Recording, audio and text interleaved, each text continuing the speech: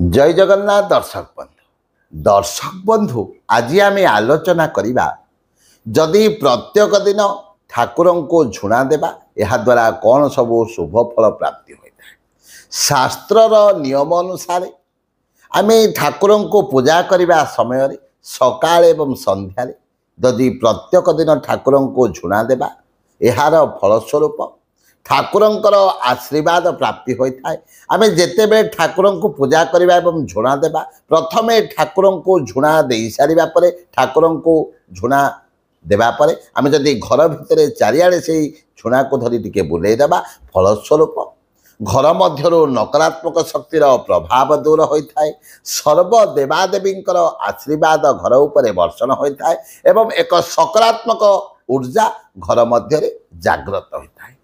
जदि आपणक घर मध्य भूत प्रेतर भय अनुभव होउची किंबा कौन नकारात्मक शक्ति घर मध्य को प्रवेश कला बड़ी अनुभव होउची जदि प्रत्येक दिन सकाल एवं संध्यार आपण घरे झुणा देवे देखिए से नकारात्मक शक्तिर प्रभाव आपे आपे दूर हेबो एवं भूत प्रेत भय दूर हेबो। जदि आम श्वासक्रिया करने समय से झुणा धुआं जदि आमर श्वासक्रिया गला यह शरीर पाई मध्य हितकर अटे यह वैज्ञानिक मत अनुसार। दर्शक बंधु जदि सबु बेले आपण को संभव होना झुणा देवाई ताहले मंगलवार एवं शनिवार दिन आपण ठाकुर को झुणा दिंतु एवं झुणा दे सारा पर घर भितर चारिआडे टिके से झुणा धूप को बुले दिंतु फलस्वरूप सकारात्मक ऊर्जार जागृत हेब नकारात्मक शक्तिर प्रभाव दूर हेब सर्व देवादेवी आशीर्वाद घर उपर रहिबो।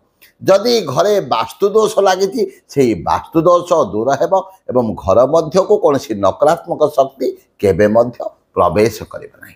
दर्शक बंधु यही कथा शास्त्र रे वर्णित रही ठाकुर को पूजा करने समय समस्ते निज घरे झुणा धूप को लगातु झुणा दिंतु आ झुणा केमिति देबे जो कत्ता को आम जलाऊे से किसी झुणा को पकई ठाकुर को कौन करवा झुणा देवा फलस्वरूप ठाकुर आशीर्वाद आम उपरे सबुबले वर्षण होता है। तेणु प्रत्येक लोक घरे निहाती भाव में झुणा धूप को व्यवहार करंतो यह द्वारा सकारात्मक ऊर्जा घर मध्य जागृत होता है नकारात्मक शक्तिर प्रभाव घर मध्य कमी थाए। जय जय जगन्नाथ जय जय जगन्नाथ जय।